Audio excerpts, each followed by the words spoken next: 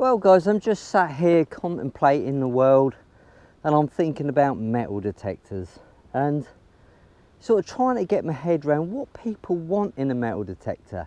And I think we all want different things, don't we? Some people want a machine with a lot of controls on it, some people just want simplicity. But one thing I will say is going out with this ORX today, I haven't pressed any buttons at all. I've started off sort of tweaking it a little bit. All I've done is use coin fast, by the way, with sensitivity at 97, and I've not touched it once. It's literally set it and forget it. So if you're a little bit sort of worried about technology, will I get it set up right, will I get it set up wrong, I can honestly say it is a switch on and go. Talking to some people who haven't yet got a detector, they're saying to me, there's too many choices. What coil do I go for? You know, what machine do I go for? Is this coil better than that coil? And the answer is, I really don't know. I think once you buy a detector, if you buy it with any coil, a factory coil, don't go too large if it's your first detector, don't go too small unless you've got specific search. And let's take the XPs for example. Now, if you're buying an ORX, for example, which I've got just here, if you're buying this for gold searching, then go for it with the elliptical coil, because the elliptical coil is designed for gold searching. But if you're just general searching for coins and things like that, the elliptical coil probably won't be your best choice. Go for the round coil. If you want the HF round white coil, that's got a different range of frequencies to the X35 coils. Now the X35 coil is, shall we say, a traditional coil. It goes from low frequency to quite a high frequency, sort of mid 20 kilohertz. Now I think if you buy the X35 coil for coin shooting, you're not going to go far wrong. The HF coil is a little bit better when you start to go on ancient sites, Roman sites, medieval sites, where there's a lot of thin, tiny hammered coins and a lot of iron about as well. So in a nutshell, that's just really skirting around the outsides of it. That's just a diluted version. If you want a detector for coin shooting, I'd go for the X35 with, this is the 11-inch X35 coil, or go for the 9-inch X35 coil if you want to save a little bit of weight. The 11-inch isn't a great deal deeper on a coin size target, but it's going to give you a bit better ground coverage if you've got wide open meadows. So I just hope that's given you a little bit of an insight into search calls. Now going back to detectors, we've got the ORX and we've got the XP Deus. Of course there's lots of other detectors out there on the market today and they're all pretty good detectors, but I would say to you, avoid the really cheap detectors. You know, the ones that claim 2 meters depth on internet market sites and things like that. They're just expensive toys. If you buy those as an introduction to the hobby, you'll get fed up with the hobby really quickly. So try and go to the top of your budget when it comes to a detector and it won't let you down. Now they all detect metals, let's face it, they all detect metals, but there's certain things you've got to take into consideration.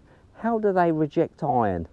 How do they deliver the target to your ears? Now lots of different detectors out there have got a really annoying audio tone.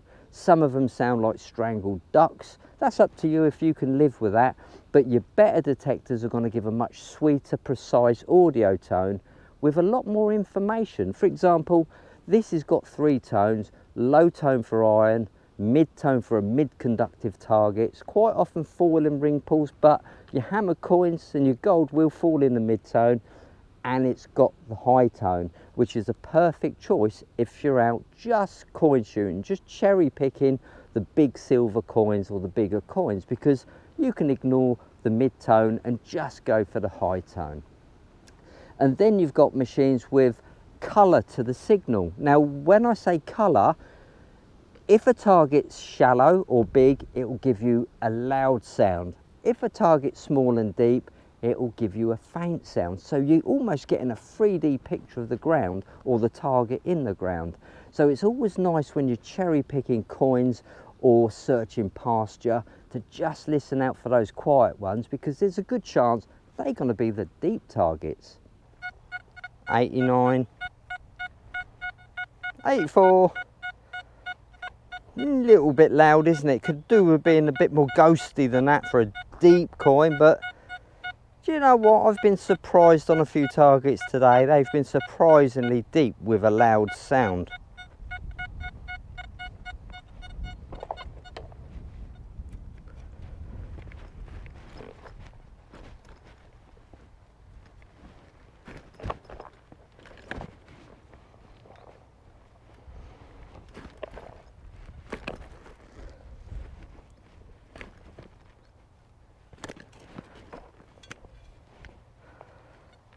Same old story. Never in the first spadeful, never.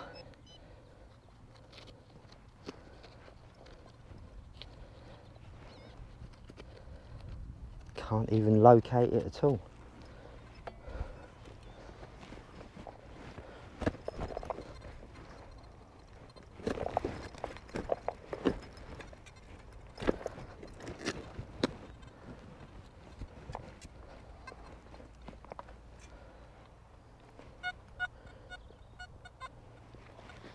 Says I've pinpointed it right.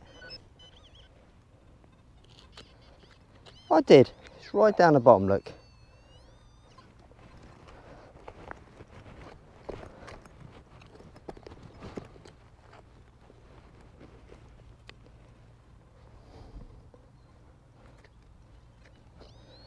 Still there. Come on, don't punish me anymore.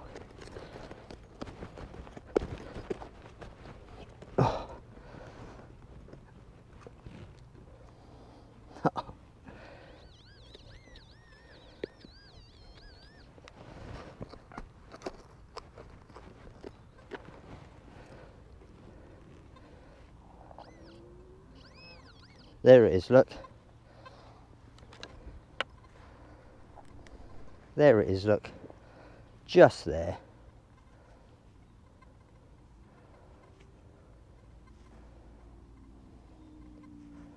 There it is. Another deep ORX coin. The ORX is a really simple machine to use. Set it and forget it. That's the way I look at it. Once you get a setting you're happy with, just go. You go in the field, you turn on coin fast or coin deep. It'll work on one or the other. If it's on coin deep and it's a little bit spitty and poppy, go for coin fast. It's a much more settled program and you'll have a great day. Well, the XP Deus is a little bit more money, but it's got a lot more features, more for your pro users and those who want to tinker and just get involved and learn their machines. The XP Deus is a great machine. It's been going for quite a few years now and still selling like hotcakes. What are hotcakes anyway? Does anyone know? So that's just my little talk on buying your first metal detector and a few of the pitfalls, what to look out for. Don't go too cheap. Don't go too complicated if you're not into that sort of thing. And don't be too greedy when it comes to the search call. Just get something which is manageable and will suit your sights. At a later date, if you've got a good quality metal detector, you can add to the search calls. You can have a complete armory of search calls. And what about weight? Consider the weight of a detector. Are you the sort of person who doesn't want a heavy weight hanging off your arm? Go for a lighter detector, but also some light detectors aren't nice to swing. The ergonomics are completely wrong. So do a little bit of homework on weight and ergonomics, and that'll steer you in the right direction. Guys, that's it. Thank you for watching. That's my very quick talk on buying your first metal detector. I'm sure there's lots more I can cover, but not in a short video.